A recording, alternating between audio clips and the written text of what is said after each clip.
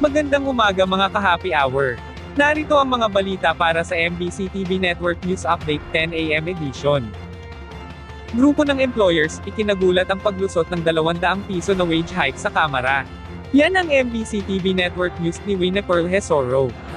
Nagulat ang grupo ng employers sa paglusot ng 200 pesos wage hike sa Kamara. Sa panayam ng DZRH News sa presidente ng Employers Confederation of the Philippines na si Sergio Ortiz Luis Jr., sinabi nito na maganda lang umanong pakinggan na tataasan ang sahod ngunit marami aniyang maapektuhan lalo na ang small minority na manggagawa. Napakinggan yung tataasan yung sweldo. Pero alam ba nyo, ang apektado dyan ay small minority lang ng mga manggagawa natin. 52 billion ang nasa labor market. Ang minimum wage earner doon nasa 10%. Ngayon, pag sinasabi mo across the board, yung i-increasean mo, nasama mo na yung mga managers, vice president, presidente ng kumpanya, at saka yung maapektuhan yung tinatawag na yung matutumbok, capital distortion. Kasi abutin na 16% apektado.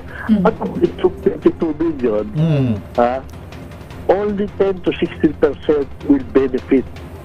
Pero yung 84 to 90% will suffer. Ayon kay Ortiz, inflation sa bansa ang pinaka-problema sa ngayon na kinakailangan umanong solusyonan. Sinasabing enough. Ay, ang problema natin, pinakamataas sa sweldo natin dito sa pero mataas ang bilihin natin, inflation ang problema natin. So, yun ang dapat solusyonin. Kahapon, pinagtibay sa plenaryo ng Kamara ang panukalang 200 pesos na aumento sa sahod ng mga manggagawa sa pribadong sektor sa ilalim ng House Bill 1137. Kapag ang 200 pesos daily minimum wage hike ay maisabatas, ang bagong daily minimum wage ay magiging 845 mula sa kasalukuyang 645.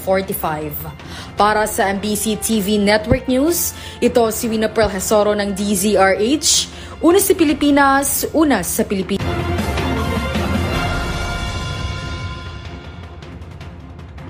Samantala, number coding scheme, suspendido ngayong araw bilang pakikiisa sa Idil Adha. Inanunsyo ng Metropolitan Manila Development Authority na suspendido ang Vehicular Volume Reduction Scheme o number coding scheme ngayong araw. Idineklara bilang special non-working holiday ang nasabing petsa bilang pakikiisa sa mga kapatid na Muslim sa Idil Adha o Feast of Sacrifice. Magbabalik ang number coding scheme sa June 9, araw ng Lunes. Pinapayuhan naman ng MMDA ang mga motorista na planuhing maigi ang kanilang biyahe ngayong long weekend. At yan ang mga balita para sa MBC TV Network News Update 10 AM edition. Abangan ang mga susunod na balitaan mamaya para sa 11 AM edition.